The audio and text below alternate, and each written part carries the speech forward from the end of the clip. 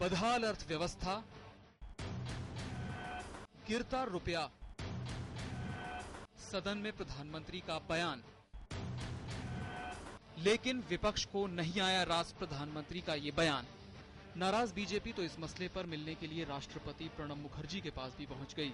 BJP नेताओं ने राष्ट्रपति से मामले में दखल देने की मांग की है। उसको समाप्त करने का एक तरीका ये है कि लोकसभा का चुनाव, जो कि सामान्यतः 2014 में मई के महीने में होने वाला है, वह इसी 2013 में हो जाए। राइट के साथ ही लेफ्ट ने भी अर्थव्यवस्था के मसले पर सरकार की आर्थिक नीतियों को कोसते हुए आरोप लगाया कि देश आर्थिक आपातकाल की ओर बढ़ रहा है।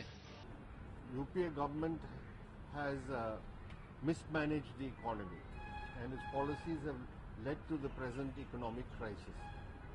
He speaks of inflation, does not speak of any measure to contain inflation. He does not refer to unemployment. He does not refer to lack of demand within the country. He does not spell out how more investment government should make. Everything he is leaving to the private sector. सरकार को बाहर से समर्थन दे रहे मुलायम सिंह भी इस मसले पर संसद में पीएम के बयान से संतुष्ट नहीं दिखे।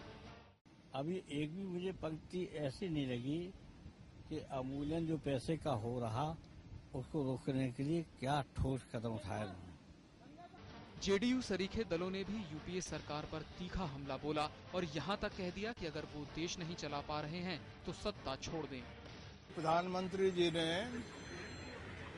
इस देश को भगवान भरोसे छोड़ दिया।